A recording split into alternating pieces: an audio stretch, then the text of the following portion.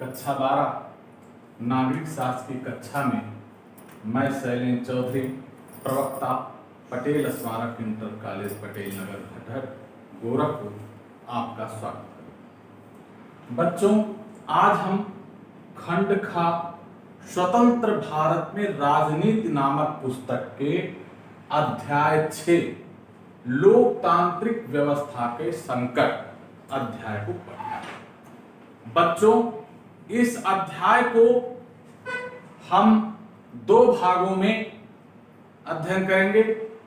पहले भाग में हम पढ़ेंगे आपातकाल की पृष्ठभूमि के कारण, आपातकाल की घोषणा व आपातकाल के परिणाम। बच्चों, यह 3 बिंदुओं पर इस भाग में अध्ययन करेंगे।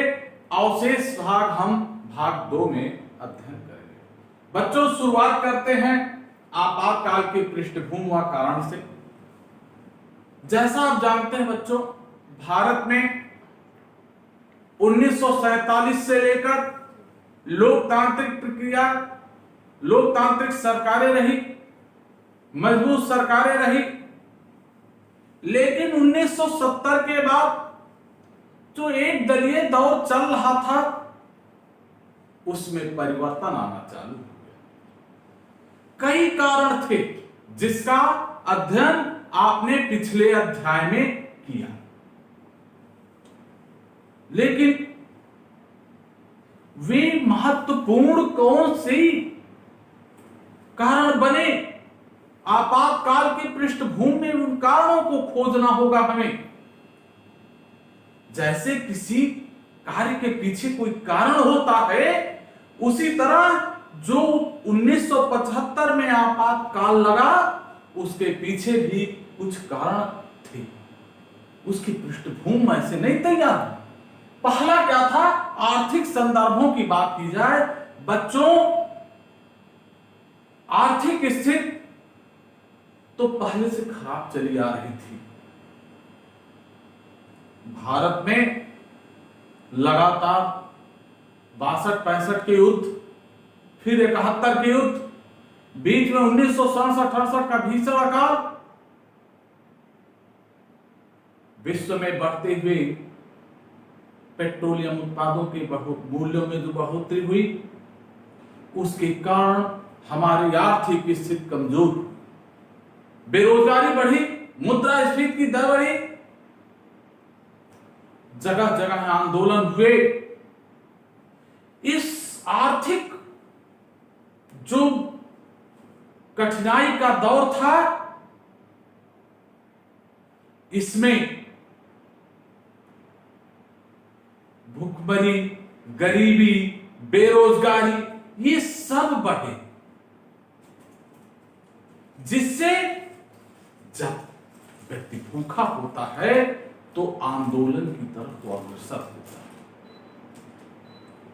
बच्चों, इसके अलावा गुजरात और बिहार में आंदोलन।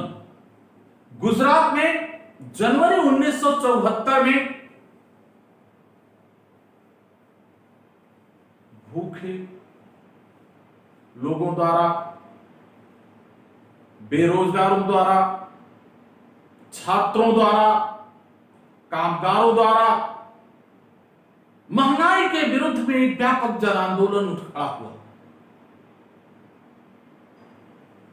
उसके व्यापक परिणाम हुए। इसी तरह मार्च 1974 में बिहार में एक आंदोलन स्वतःस्फूर्त उठ खड़ा हुआ, जिसमें अगुवाई युवा वर्ग के हाथों में थी। और इस दौर में बच्चों ये ध्यान रखना, युवा वर्ग के लोगों ने, जो युवा वर्ग के छात्र थे, विश्वविद्यालयों के जो छात्र थे, वे आंदोलन में कूदे और उन्होंने जयप्रकाश नारायण के पास जाकर अनुरोध किया कि वे इस आंदोलन की बागडोर को अपने हाथों में लें। उन्होंने अहिंसक आंदोलन की बात कही, जिसे छात्रों ने स्वीकार किया, और तब जयप्रकाश नारायण ने 1974 में जाकर आंदोलन की बागडोर अपने हाथ में संभाली। ये पृष्ठभूमि तैयार हो रहा था देश में एक व्यापक आंदोलन के लिए। इसी तरह न्यायपालिका से संघर्ष। बच्चों, अनेक न्यायपालिका के जो फैसले थे वे सरकार के विरुद्ध थे। सरकार उनसे असहमत थी क्योंकि सरकार अपनी प्रभुसत्ता चाहती थी, लेकिन न्यायपालिका संविधान को सर्वोच्च मानते हुए केशवानंद भारती बनाम भारत संघ के विवाद में 1973 में जो 7 और 6 के बहुमत से एक संविधान पीठ ने निर्णय दिया कि संविधान के मूल ढांचे में किसी भी स्थिति में संसद परिवर्तन नहीं कर सकती। अब बहुमत की सरकार, इंदिरा सरकार को ये चीजें बहुत अच्छी नहीं लगी। उन्होंने असहमत होते हुए संविधान में नया संशोधन कर दिया। न्यायालय ने पुनः उच्च अदालत घोषित कर दिया। ये जो न्यायालय के मध्य और सरकार के मध्य जो विवाद चला, उसने भी कहीं ना कहीं आपातकाल को लागू होने में महत्वपूर्ण भूमिका निभाई। अब बच्चों आगे बढ़ते हैं आपातकाल की घोषणा। इसकी घोषणा में कहीं ना कहीं 1975 में जो इंदिरा गांधी का निर्वाचन था, जिसे इलाहाबाद हाई कोर्ट ने उनके निर्वाचन को रद्द घोषित कर दिया और उन्हें संसद की कार्यवाही में रोक लगा दी। अब प्रश्न ये उठा कि सरकार तो बहुमत में है, न्यायालय ने निर्वाचन रद्द कर दिया, अब क्या हो? चूंकि सत्ता का मोह बहुत बड़ा होता है और उस स्थिति में सत्ता में बने रहने का ही निर्णय सरकार के सलाहकारों द्वारा श्रीमती गांधी को दिया गया। यह जो निर्वाचन था रद्द होना, यह बहुत बड़ी घटना हुई जिसके विरुद्ध पूरे विपक्ष ने एक बार पुनः बिगुल फूंक दी और जेपी का जो आंदोलन हुआ और उग्र होता गया, पूरे देश में व्याप्त होता गया। क्यों? क्योंकि उस आंदोलन ने बिहार और गुजरात के बाहर अपनी सीमाओं का विस्तार किया और इस देश का युवा वर्ग हर जगह सामने आया, क्योंकि जो सरकार की नीतियां थी जिसके कारण बेरोजगारी बढ़ी, गरीबी बढ़ी थी, जो आर्थिक कारण थे उसके कारण भी जुड़ाव हुआ लोगों का। सरकार और न्यायपालिका के मध्य विवाद ने घी का काम किया आग में और उसमें जो इंदिरा गांधी का निर्वाचन रद्द किया गया, अवैध घोषित किया गया इलाहाबाद हाई कोर्ट द्वारा, वह तो और जो है मील का पत्थर साबित हुआ। लेकिन ऐसी परिस्थिति में बच्चों, भारतीय लोकतंत्र के ऊपर कहीं ना कहीं संकट के बादल मंडराने प्रारंभ हो गए। उन संकट के बादलों की आहट इन आंदोलनों से देखी जा सकती है जिसकी शुरुआत 1970 से हो चुकी थी।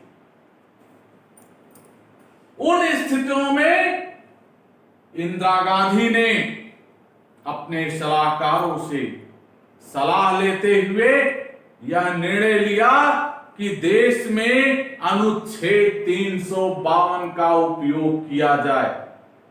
बच्चों, महत्वपूर्ण यह है कि अनुच्छेद 352 क्या है? अनुच्छेद 352 में उस समय कहा गया था कि बाह्य आक्रमण और आंतरिक सशस्त्र विद्रोह। आंतरिक विद्रोह उस समय सशस्त्र शब्द नहीं था, आंतरिक विद्रोह व शांत की स्थिति में इसका प्रयोग किया जा सकता है। इंदिरा गांधी ने इस अनुच्छेद का प्रयोग करते हुए पूरे देश में 25 जून 1975 को आपातकाल घोषित कर दिया। बच्चों, इस आपातकाल के लागू होने से अनेक चीजें उभर कर सामने आई जो लोकतंत्र के लिए एक सबक बन गई। जिस आधार पे आंतरिक अशांति शब्द के आधार पे जो लगाया गया था आपातकाल, उसे बाद में सरकारों ने अनुभव करते हुए उस शब्द के स्थान पर लिख दिया कि बाह्य आक्रमण और आंतरिक सशस्त्र विद्रोह। सशस्त्र विद्रोह शब्द का प्रयोग कर दिया के आधार पर ही आपातकाल लगाया जा सकता है, क्योंकि इस तरह तो लोकतंत्र का गला कोई भी सरकार घोंट सकती थी। जो लोकतांत्रिक व्यवस्था पर संकट सिद्ध हो सकता था, जो इंदिरा गांधी ने 1975 में भारतीय लोकतंत्र के साथ एक खुला खेल खेला, उसको रोकना भी जरूरी था। इसीलिए जो आधार पर 1975 में आपातकाल लगाया गया था, बाद में उसे संशोधित कर दिया गया कि कोई सरकारें दोबारा भारतीय लोकतांत्रिक व्यवस्था पर संकट उत्पन्न ना कर सके। इस आपातकाल के परिणाम क्या हुए उसे देखते हैं। आपातकाल के परिणाम बच्चों, हम अगले जो बिंदु है इसमें पहला आता है जो आपातकाल लगा, इसके क्या क्या परिणाम हुए। बच्चों, पहला तो मौलिक अधिकारों पर अंकुश लग गया। हर तरह के अधिकारों पे सरकार ने अंकुश लगा दिया कि आपके अधिकारों के हनन में आप न्यायालय की शरण में नहीं जा सकते। चूंकि यह जो आपातकाल लगाया गया था वह अनुच्छेद 352 के तहत आंतरिक अशांति को आधार मानकर लगाया गया था। इंदिरा सरकार को यह भान हुआ कि जो विद्रोही विपक्ष के नेता हैं वो विद्रोह करके देश में अशांति फैला रहे हैं, अराजकता का माहौल, इस परिस्थिति में उन्होंने आपातकाल लगा दिया। दूसरा जो हुआ वह राष्ट्रीय स्वयं सेवक संघ और जमाते इस्लामी पर प्रतिबंध लगा दिया। सरकार ने कहा ये दोनों संगठन सांप्रदायिकता को बढ़ावा देकर अराजकता की स्थिति उत्पन्न कर रही हैं। ऐसी स्थिति में इन पर दोनों पर प्रतिबंध लगाया जाना उचित है। इसके अलावा प्रेस की स्वतंत्रता, प्रेस की आजादी पर भी प्रतिबंध लगा दिया गया। प्रेस जो निष्पक्ष भाव से सरकार की आलोचना करते थे या सरकार की कमियों को जनता के सम्मुख पर रखते थे, सरकार ने उनका मुख भी बंद कर दिया कि वो सरकार के खिलाफ किसी भी तरह के भ्रामक या व्यापक प्रचार ना कर सकें और जनमानस को आंदोलित ना कर सके। अर्थात जनता को सच्चाइयों से रूबरू होने से रोकने का एक प्रयास किया गया कि प्रेस की आजादी पर प्रतिबंध लगाकर। अगला आता है निवारक नजरबंदी का व्यापक इस्तेमाल किया गया। यही वो कानून था जिसमें बिना कारण बताए सरकार गिरफ्तार कर सकती थी किसी को, और सरकार ने इसका बड़े व्यापक पैमाने पर इस्तेमाल किया। विपक्ष के जितने भी नेता थे उन सबको गिरफ्तार करके जेल में डाल दिया गया। अनेक छात्र आंदोलन के जो नेता थे, छात्र नेता, उन्हें भी जेल में डाल दिया गया था। इसके बाद विपक्ष के नेताओं को जेल भेजना, निवारक निरोध के तहत ही जो विपक्ष के प्रमुख नेता थे सभी जेल में डाल दिए गए। वो चाहे जॉर्ज फर्नांडिस हो, स्वर्गीय लाल जो है अटल बिहारी वाजपेयी जी रहे हों, लालू प्रसाद यादव, मुलायम सिंह यादव जो वर्तमान में हैं, विजू पटनायक, ये तमाम नेता जो विपक्ष के थे इन्हें जेल में डाल दिया गया। सरकार अपनी नाकामी को छिपाने के लिए ऐसा कदम उठा रही थी। इसके बाद संसद के कार्यकाल को बढ़ाना, इंदिरा गांधी ने आपातकाल लागू करते हुए संसद का कार्यकाल 1 वर्ष के लिए बढ़ा दिया। सामान्यतः लोकतांत्रिक सरकारें भारत में 5 साल की होती है, लेकिन जब आपातकाल लगा हो तो उस स्थिति में संसद के कार्यकाल को बढ़ाया जा सकता है। इंदिरा गांधी ने इसी का सहारा लेते हुए जो चुनाव 1976 में होना चाहिए था उसके कार्यकाल को 1 साल और बढ़ा दिया। तो इस तरह बच्चों ये भाग 1 लोकतांत्रिक व्यवस्था के संकट का भाग 1 समाप्त होता है। अगले भाग में हम पुनः मिलेंगे। धन्यवाद।